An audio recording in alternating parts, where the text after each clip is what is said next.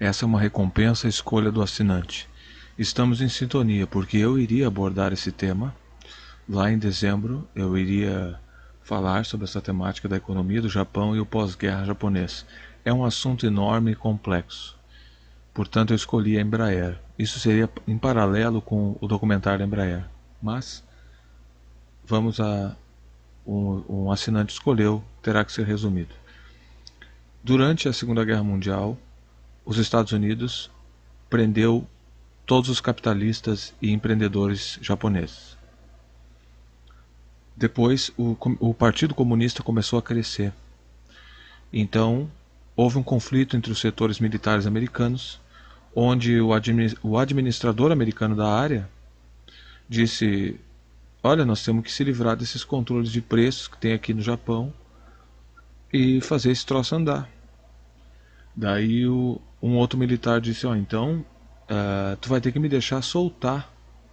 Ou ele não sei se foi na Alemanha ou foi no Japão, mas é parecido a ação. Ele liberou depois do pós-guerra, ele liberou os empreendedores japoneses que foram presos na época do nazismo.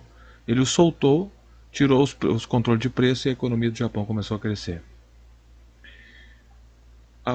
Os Estados Unidos ocupam a base de Okinawa. Tu vê que ainda há um estresse em relação a isso. Há protestos na base de Okinawa e os japoneses querem que os americanos saiam de lá. Um setor em Washington quer sair, por causa do custo. O pessoal militar que representa o Donald Trump quer sair de lá. Não dá, é muito caro, o Japão é avançadíssimo, tem muito dinheiro, e as hostilidades entre Japão e China cessaram, porque elas eram baseadas em economias, nas guerras sino-chinesas, né, sino-japonesas, e eles ocuparam a Manchúria, teve o massacre de Nanquim, teve um monte de hostilidades entre o Japão e a China. Porque os chineses não deixavam os japoneses entrar no seu mercado. Isso foi resolvido. O Japão, a questão econômica do Japão, ela é complexa porque envolve assunto de economia. Então não adianta só citar coisas aqui, dizer assim, aconteceu isso, aconteceu aquilo, porque envolveria ter que explicar próprios conceitos econômicos. E cada país, apesar de haver uma economia global, tem uma maneira de lidar com as coisas. Isso não dá tempo de fazer nesse vídeo.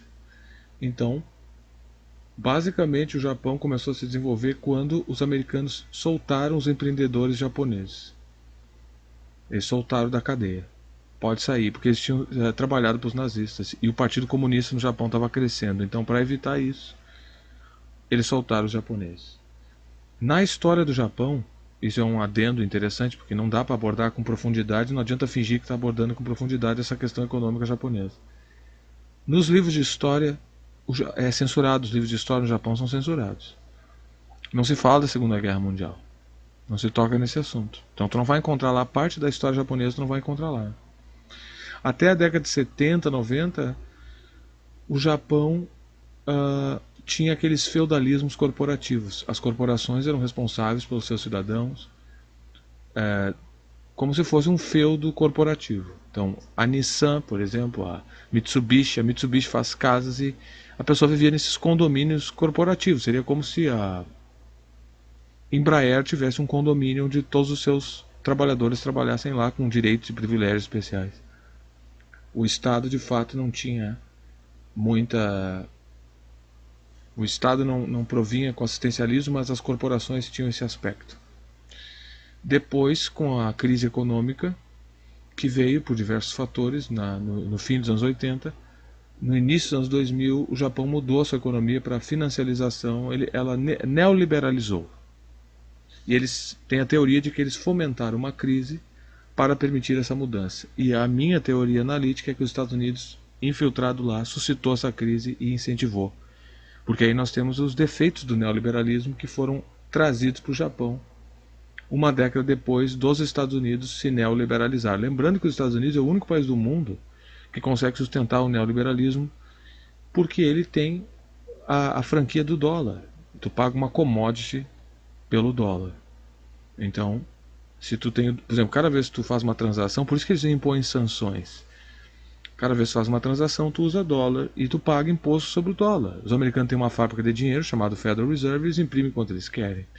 Então, teorias econômicas globais não funcionam necessariamente em todos os contextos, porque cada país tem um arranjo diferente. Então, quando tu vê esses idiotas, esses anarcocapitalistas, libertários falando em Estado mínimo, e tudo isso não funciona, isso não é assim generalizado, isso não funciona para todo mundo. As receitas do FMI, elas não se aplicam para todos, quando se aplica tu vai ficar mais pobre. O Japão, agora na modernidade, vamos chamar de modernidade dos anos 90 para cá, só cresce. Ele tem acordos com a China, acordos econômicos com a China. E o Japão é um centro tecnológico. O Japão, a partir de agora, vai começar a investir em aeronaves e tecnologia militar, porque há essa possibilidade. Tem uma parte de Washington que quer desmilitarizar a relação dos Estados Unidos com a Ásia. Eles querem tirar todas as bases militares por causa de dinheiro e porque não tem por que estar lá. E tem uma parte resistente, a burocracia, a ideologia unipolar, junto com a burocracia que quer permanecer lá, porque eles acham que os Estados Unidos têm que controlar todas as coisas a todo instante, em todo momento.